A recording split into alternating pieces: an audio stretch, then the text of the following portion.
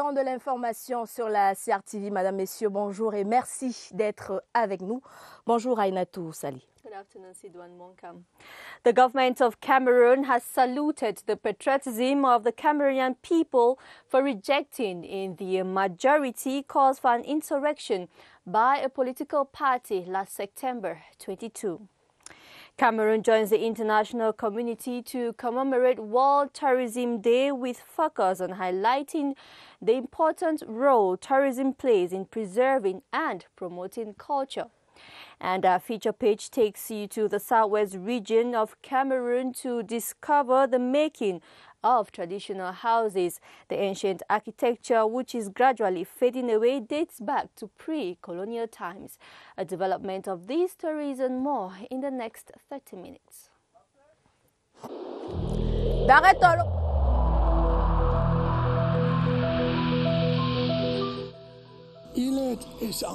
Each of us must comply with the measures that have been taken.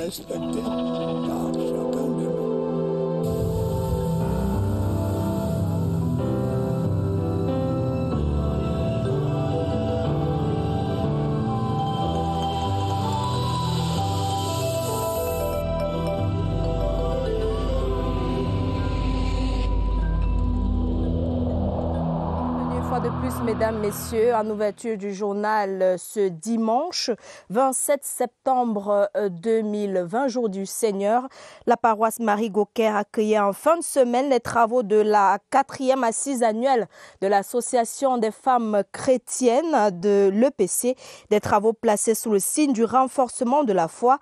Un hommage a également été rendu à Jeanne Guélé, 96 ans, l'une des pionnières de cette association. Michel Renaud, Ouandia.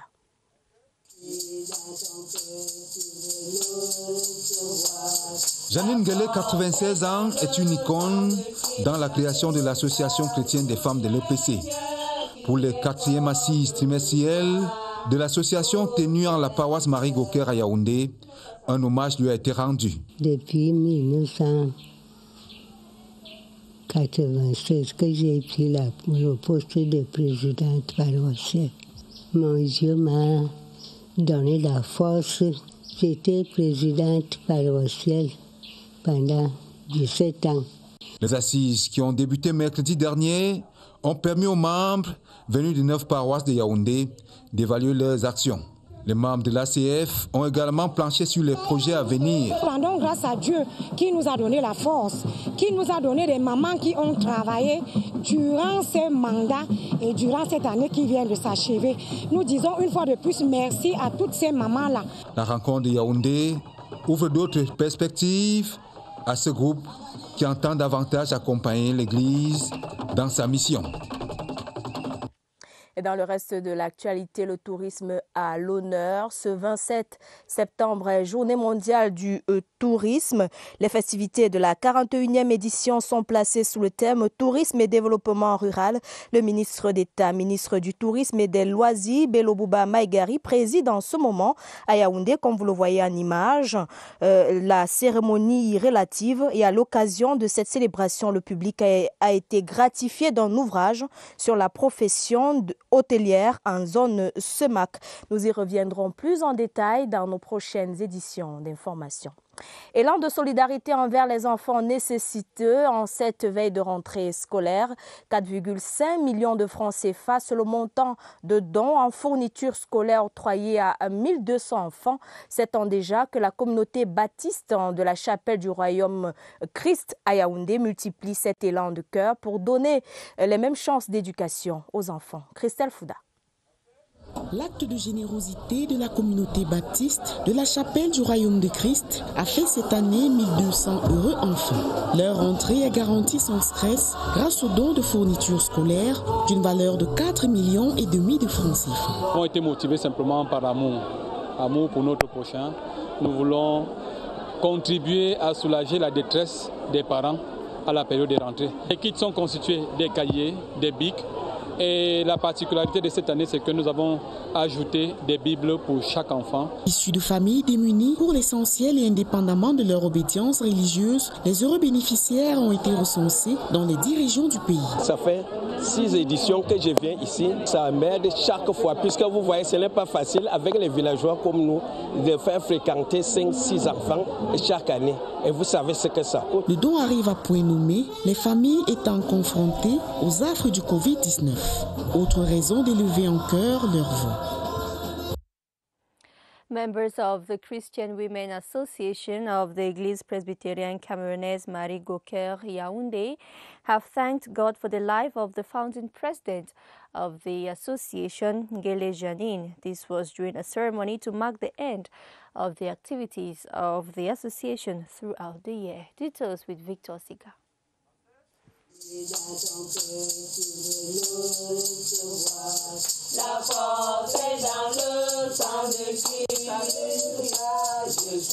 96-year-old Ngele Janine is the founder of the Christian Women Association, Église presbyterienne camerounaise Marie Goker. The association, founded in 1987, has paid her tribute during this year's celebration to crown their annual activities. I thank God for all He has done for me since I set the association in 1987. I manage a group and the church for 17 years. I'm asking those managing the group and the church to live according to the gospel. Prior to that, an ecumenical service was organized for peace to reign in Cameroon and for the growth of the group. We want to first of all thank God for giving us the strength to overcome this year's challenges. We Christians are out to promote peace, love and charity. Some church association leaders were rewarded for their good service done towards the growth of the church.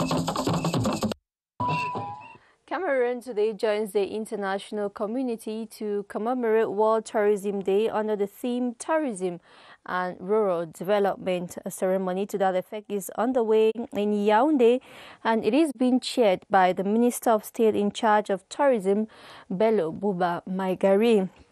A book underlying Cameroon's tourism potential and local development has been presented to the public. And the government of Cameroon has saluted the patriotism of the Cameroonian people for rejecting in their majority caused by a political party to come over and overthrow state institutions. The statement from the Minister of Communication and Government spokesman René Emmanuel Sadi was released Friday in Yaoundé. Charles Ebune has the highlights of the statement. Ecclesiastes chapter 3, there is time for everything. There is time to plan for an insurrection to overthrow an established government. There is time to accept a planned insurrection act has failed and bear the fallout of the failure.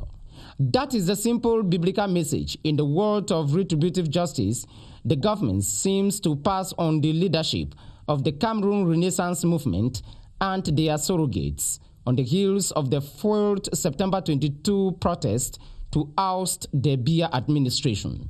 One of the first signals of the executive is this statement issued by Communication Minister René Emmanuel Sadi. The government lauds the people of their rejection of the crown of thorns. The leadership of the Cameroon Renaissance movement wants them to wear true ethnic division by the technique of hate speech. According to the statement, some people arrested on the day of the botched Insurrection Act are already liberated. But the competent judicial authorities are carefully examining the situation of the leader of the Cameroon Renaissance movement, and the Ministry of Territorial Administration is seriously looking at the file of the party authorization. Attached to its sovereignty, the government vows to seriously monitor with specialized agencies established foreign interference for some time now, because there is time for everything, according to Ecclesiastes chapter 3. The mayors of Elik-Fomo and Obala in the Leke division and their counterparts of Ngomezab in the Nyong and So, all in the central region, have been commissioned into office. They and their deputies were enjoined to be veritable catalysts of development in their various municipalities. Gilbert Ongene tells us more. Imploring God's mercy and guidance as they embark on their new mandates, the council executives of Elik-Fomo and Obala have chosen to put God at the forefront of their 5-year stay at the helm of these municipalities. I came to share with them the social teaching of the church. May they have the grace and the goodwill to look only for the common good of the people and not for their personal good. The task ahead is enormous and thus warrants the support of all. I've invited the mayor, who is at his second mandate, to continue to work so that every village will have potable water, electricity, and roads. With my collaborator, we are going to work hard in order to improve the living condition of our population and to help this locality to be developed. The story is not different in Ngomezab, in the Nyong and So division. I want to develop this council with all my population together to be strong. These councils of the central region are now looking forward to experiencing a veritable turnaround in their development drive. Et pour rester sur cette actualité au sein des exécutifs communaux, Régine Tchungi Obama a pris fonction à la tête de la commune de Ngomezab dans le Nyong et So région du centre. Le maire et ses adjoints promettent de créer des richesses dans la localité pour améliorer les conditions de vie des populations. Sia TV Centre, reportage. C'était d'abord une écharpe tricolore arborée en bandoulière à l'Assemblée nationale il y a de cela quelques années. Depuis le 25 septembre 2020, c'est toujours une écharpe tricolore, mais portée en ceinture cette fois pour la circonstance. Bleu Régine Tchungi Obama Mbala prend officiellement les rênes de la commune de Ngomezab avec à ses côtés 2 adjoints, Guy Noah Somba, le premier, Anne Solange Obono, deuxième adjoint au maire. Ceci devant un parterre d'invités en effervescence. Après les félicitations d'usage, les éclairages de la loi portant code général des collectivités décentralisées, place aux recommandations faites par le préfet du Nyong et So. Pierre-René Songa prescrit aux élus locaux d'œuvrer en synergie pour l'amélioration du cadre de vie des populations de Ngomezab et partant le rayonnement de cette commune devenue cosmopolite. En réponse, Et en plateau, nous recevons notre invité. Il s'agit de Zaché Amatagana, le maire de la commune de Bokito, dans le département du Mbamé-Inoubou, région du centre. Monsieur le maire, bonjour. Merci d'être avec nous sur la CRTV. Bonjour, madame. Alors, au moment où le processus de décentralisation prend corps et que les exécutifs communaux sont installés ça et là, pensez-vous qu'un maire a plus d'importance aujourd'hui au Cameroun? Déjà, je voudrais vous dire merci pour l'intérêt que vous portez à la commune de Bokito.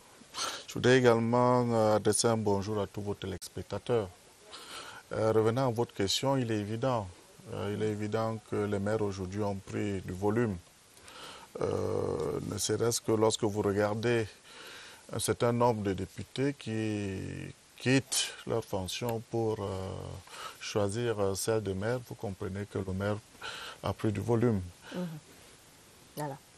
Now, Mr. Mayor, tell us, what's your major challenge and what development projects do you have in mind for your locality?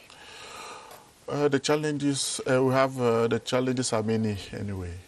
We have road, we have proper infrastructures.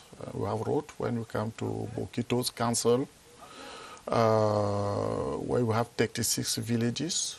You know, we have roads. The roads are very bad, especially now during the rainy season. We have a problem of educational system, where we have grammar school of what we always call lycée technique d'enseignement général. Meanwhile, we are in an area where you have agriculture, forests. And we believe that the tendency should be returned, so we should, in fact, review our tendency to create this grammar school, general education, to go back to technical education with CETIC and what we call this technique.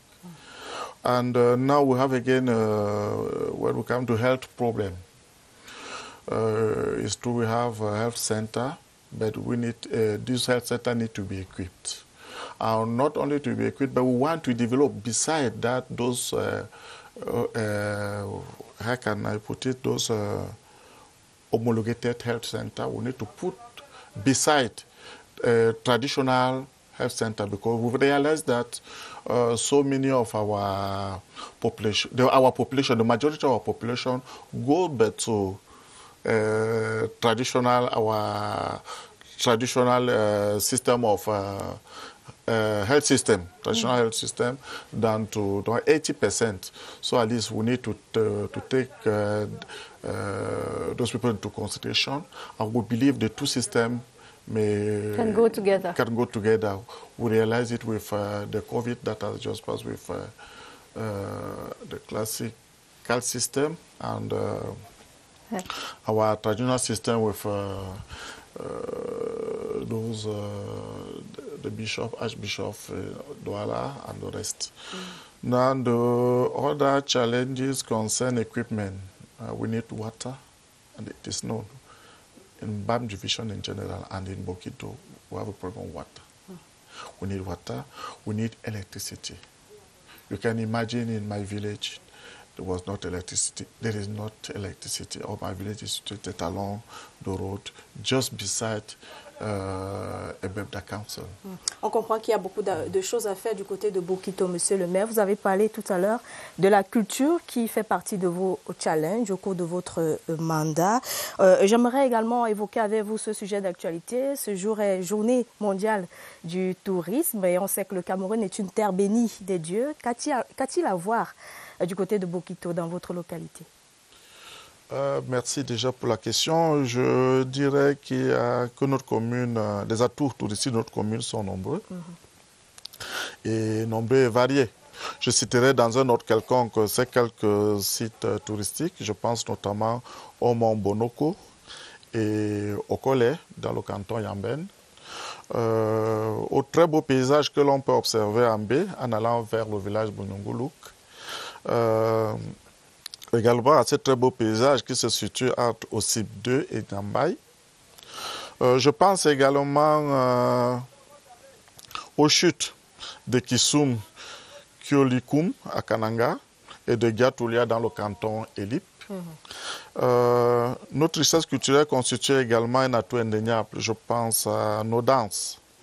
Nous avons une multitude de danses dans la commune, au rang desquelles le Missing, que vous connaissez très bien, le Mouyang, le Niyon, l'Ongol, l'Onja, le Nibasia, qui est dansé à l'occasion de la venue des jumeaux, l'Onfak, qui est une danse guerrière de chez nous. Bon, je vous fais fi des différentes recettes culinaires qu'on retrouve chez nous. Et pour parler du tourisme ornithologique dont il est question aujourd'hui, ce tourisme de niche qui est d'ailleurs à la mode aujourd'hui, Bokito présente des atouts certains de par sa végétation qui est un alliage entre la forêt et la savane. Je voudrais saisir d'ailleurs cette opportunité que vous m'offrez pour inviter les experts qui sont présents au pays de faire un tour dans notre commune. Alors on comprend qu'il y a de très belles choses à découvrir du côté de Bokito. Et pour sortir, hein, monsieur le maire, un mot sur le développement local. Comment comptez-vous l'impulser? Quelle est l'image que vous souhaitez donner à la ville de Bokito? Nous voulons que Bokito retrouve, la ville de Bokito, la commune retrouve ses lettres de noblesse d'antan, tout simplement. Nous voulons voir Bokito redécoller. Voilà. Bokito a stagné pendant un temps. Nous avons là l'opportunité maintenant, du moment où il nous appartient à nous, fils bokitois de la diaspora ou de l'intérieur, d'impulser, il nous appartient à nous tous d'impulser dans un développement pour que Bokito soit toujours cet endroit où il a fallu, cet espace que beaucoup ont toujours voulu vivre. Voilà. Merci beaucoup, monsieur le maire, d'être passé sur ce plateau. Nous vous souhaitons bon courage et bon vent à la tête de la commune de Bokito. Je rappelle que vous êtes monsieur Zaché Amatagana, le maire de la commune de Bokito, qui était dans l'invité du 12h. Et vous restez avec nous. Parlons cette fois dans la suite de ce journal, mesdames, messieurs. Appel à l'insurrection planifié par le MRC le 22 septembre dernier.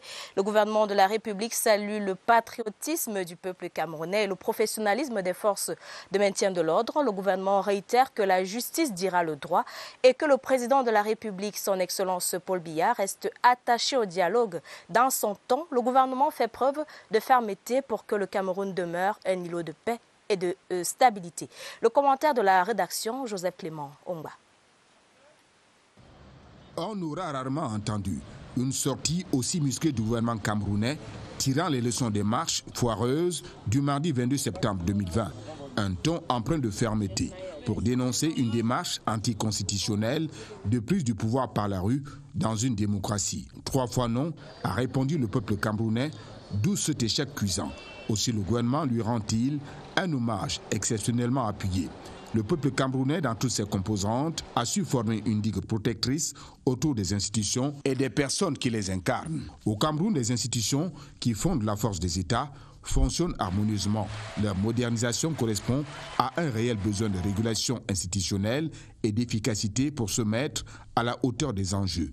Le communiqué du gouvernement est également une mise en garde à peine voilée à ceux qui, de l'extérieur, planifie la déstabilisation du Cameroun pour des desseins inavoués. Et le gouvernement reste déterminé à en faire un havre de paix. Le communiqué du gouvernement fait montre d'autorité, rappelant à tous que le Cameroun est un état de droit. Aussi ceux qui veulent plonger le pays dans une crise sans fin en enfreignant les sacro-saints principes de la démocratie et du vivre ensemble, doivent-ils répondre de leurs actes devant les instances judiciaires. La démocratie n'est pas synonyme d'anarchie. C'est pourquoi le gouvernement camerounais salue le professionnalisme des forces de maintien de l'ordre, acteurs incontournables de la paix sociale. Contre vents et marées, le Cameroun continue son œuvre citoyenne de construction d'une nation harmonieuse, juste et prospère. And our feature page today takes us to the southwest region of Cameroon to discover the making of traditional houses. The ancient architecture, which is gradually fading away, dates back to pre-colonial times. Fame Bunwe is our guide. Cultural festival in Boya featured a variety of traditional and historic artifacts. The most outstanding of them all were the traditional houses. Pre-colonial and typically traditional, these ancient architecture, almost fading out today, was designed to cater to the needs of the people of the southwest region by fulfilling certain unique characteristic features pertaining to climate, environment, culture, and lifestyle. The Fako people have what they call the Ndawa Yambanjo, a hut made up of a melange of materials from the mountain's rich forest. The people of Libialem boast of a unique architecture which is greatly influenced by the hilly topography of their landscape. Amongst them are the Mok people, whose homestead is known as the Ndiendem. These traditional houses, representing the 6 divisions that make up the southwest region, used to be the pride of the people of the southwest and still is today, though modernity and westernization seems to have rendered these ancestral inheritance obnoxious and obsolete. But if these traditional houses were designed by our forefathers for posterity, then posterity that we are must preserve these cultural relics for generations to come. It is now time for us to move over to Studio 4 to meet Kilian Da on the phone. Good afternoon, Kilian Da. Tell us, what do you have for us on Press R today? Good afternoon, Sally. Good afternoon to you, Sidwan, and to everybody watching us across the world. We have two very exciting topics. We here have decided to qualify that as such, and we think that you're going to find them also exciting. We're going to treat back to school, which is coming up within special context, COVID-19, which demands some special measures.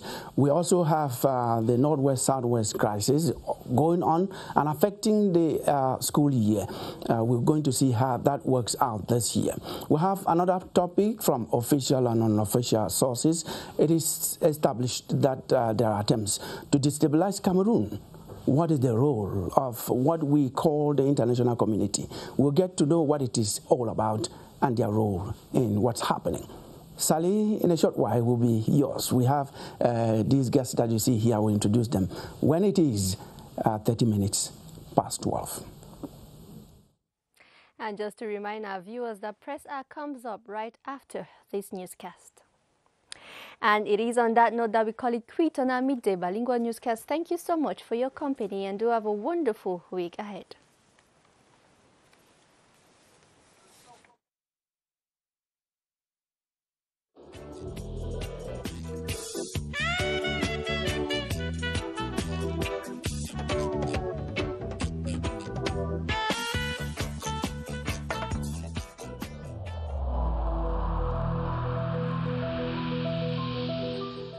N'oublions pas que la négligence d'une seule personne peut nuire gravement à l'ensemble de la communauté.